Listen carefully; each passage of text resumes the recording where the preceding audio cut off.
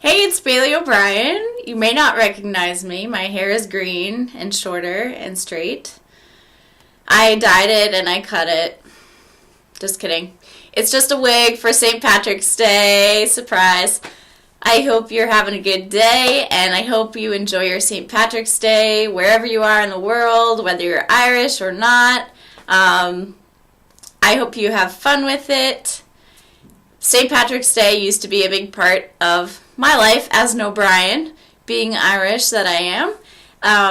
My parents and I used to have, and my siblings when they were around, corned beef, Irish soda bread, and cabbage and carrots and potatoes.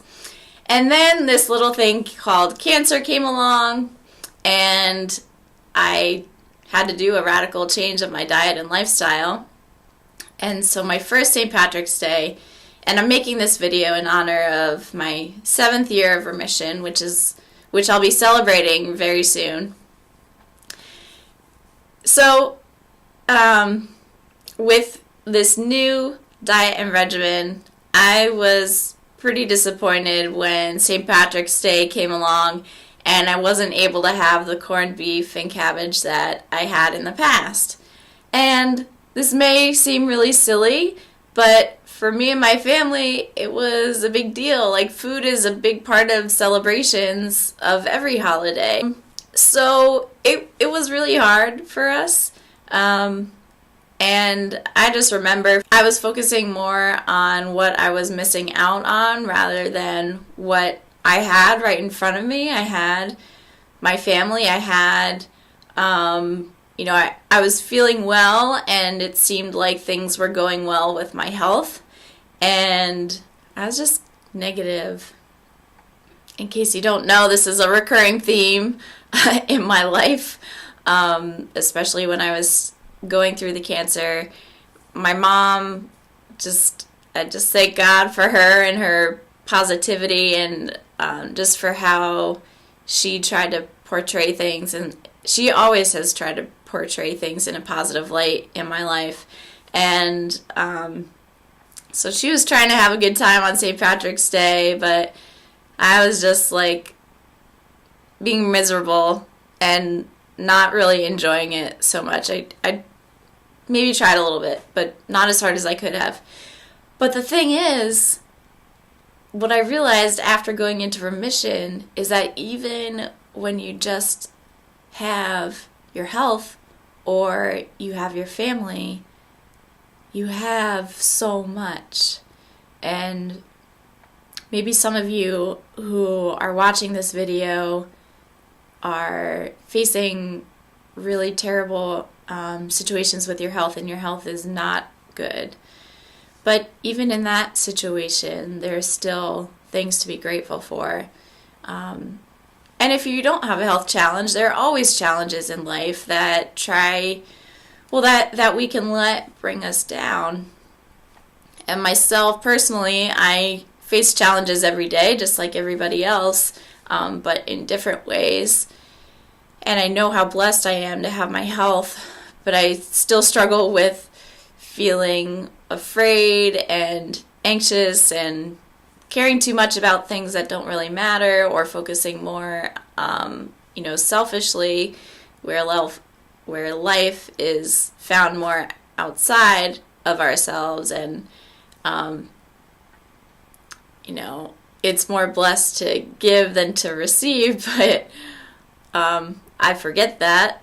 And sometimes I think I deserve a certain something for myself, or I don't know, I grab on to this idea of something that I want, and when I don't get it, I get mad and I pout, and I'm like, but there are so many great things to focus on in life: relationships, adventure, just laughing at silly things, laughing at yourself, like laughing at myself with this ridiculous wig on right now, laughing when I make mistakes, and being grateful just, for the humor of silly things. There's a friend of mine who's suffering a lot right now with her cancer, and she's really struggling. She was in the hospital for a while She had to have a lot of fluid drained from her abdomen, and she's just in a lot of pain right now. And I've so admired her perseverance and her attitude through all of this, focusing on God and saying, God is my healer, God is my strength, He will get me through this. And I know a night or two ago she was really struggling and needing ice packs, and they were using up all the ice packs at home, and so her husband at 5 a.m. gave her like frozen veggie burgers for her to place on her body for the pain. And she was like just making light of it, how you're tired and things are really things are as bad as they can be, and we can still laugh at this, that like I didn't even care that it was a pack of veggie burgers that I was using to ice my body, because that was all we had, and the ice packs were used up. So even if you're really, really struggling, there's something good to focus on. There's always hope and light, and it's my prayer that that you're loved by God, and that He's there for you, and He has good plans for you, and if you love Him, He will work out everything for your good and for His glory ultimately. But there's so many blessings that we can receive just in every day, even if it's a struggle. God's word is always there. God is always there to remind us that He loves us and He's there for us and He will strengthen us. So, despite the challenges, despite what we don't have, there is so much that we do have. And those are the things that we can focus on to get through anything, to get through your health challenge. Surround yourself with people who are in support of what you're doing. And just keep on chugging along. Easter's coming up. That's another good holiday. But besides, there are great tasting healthy foods out there. You just have to figure out how to work it. I didn't used to use many spices. Now I use spices. I use dressing on my salad that I really like the taste of my salad, and people look at it and they're like, oh, too bad for you. And I'm like, no, too bad for you. You don't know what it's like to eat this salad. and I feel great too when I eat it. I feel energetic and alive, and drinking the vegetable juice. I've adapted the recipe for that, and now it tastes great. I have lemon and ginger in it, and it tastes sweet, and it makes me feel great, and it's nourishing to my body, helps fight off the cancer, and keep my body in a state where the cancer isn't able to thrive. So enjoy your food. I hope you're able to find ways to make it enjoyable. That's something I struggle with, I guess, is recipes, but what can I say? Just feeling good is enough reward in itself for eating food that's healthy. So remember that. And if you ever eat stuff that's bad for you, you'll remember why, how you feel when you eat things that are not good for you. So just experience all the goodness and love your life. You only get one. We're only here for a short period of time. I know that myself, I can get so stuck on what I want my life to be like that I, look at the things that I don't have and I become miserable. But that's exactly where I started 7 years ago with having my life change, was that I knew I could be happy, but I wasn't, and I wanted to figure out how I could be happy. And so one of the things was trusting God and, living life in the way that it's meant to be lived rather than the way that I was living, in fear, in seclusion, in negativity, focused on myself. But when I trusted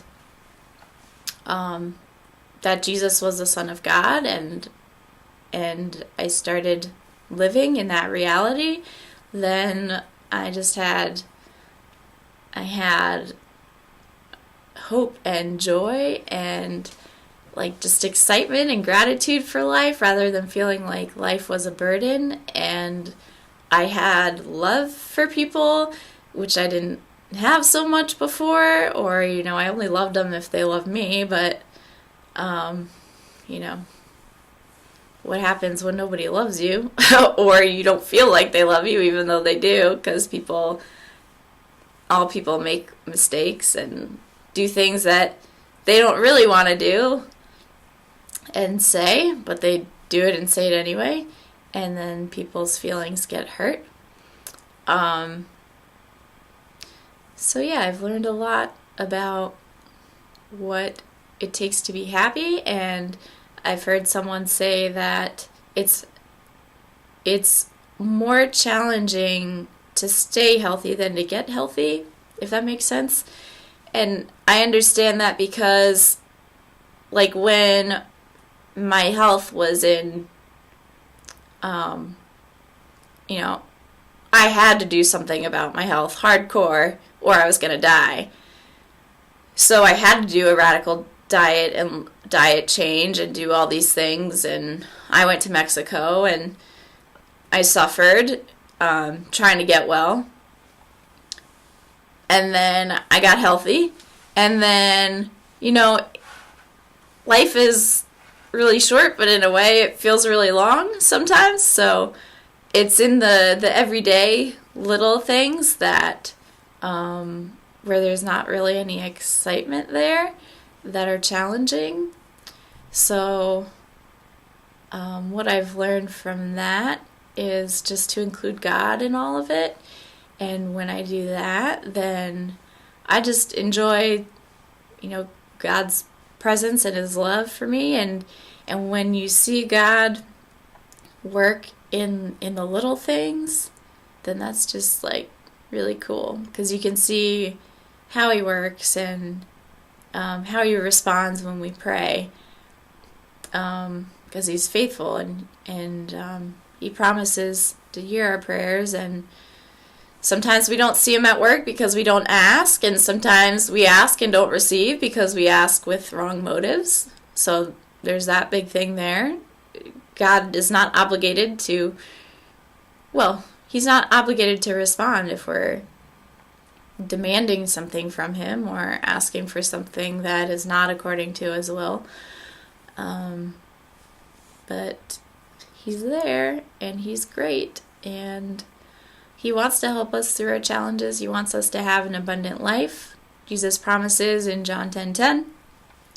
He says, the thief has come only to steal, kill, and destroy. But I came that you may have life and have it more abundantly than you're living right now. Because He is the way, the truth, and the life. And no one comes to the Father but through Him. And I've experienced that to be true in my life. I hope you experience it and just become so amazed by Him, because all good things come from Him. Every amazing thing, nothing compares to Him. He's just really cool. So that's my long-winded answer, my long-winded message for today. It's a beautiful day. I love springtime, love the birds, love the plants, the daffodils, and just seeing things come to life. And, I've been there during springtime when I was sick in 2008, when I was first diagnosed with cancer. I was 17 years old. I turned 18 after surgery, and then before I started my interferon treatments in April and May of 2008. And I saw the sunlight, and I saw the beauty in the world, but I didn't feel like I could experience it. So looking back past 7 years to 10 years ago, when I had my first cancer diagnosis, I know the darkness that you are feeling, every time of year brings something different to mind for me. And there are multiple scenarios I felt in the springtime, like spring 2008 felt horrible, but spring 2011 felt incredible. So I have both perspectives. So I know I can relate, and I hope that you can see that, and that you will be encouraged to do better than I did in the past, and to have hope for what could be in store for you. And that's it. Be blessed and encouraged. I'll see you next time.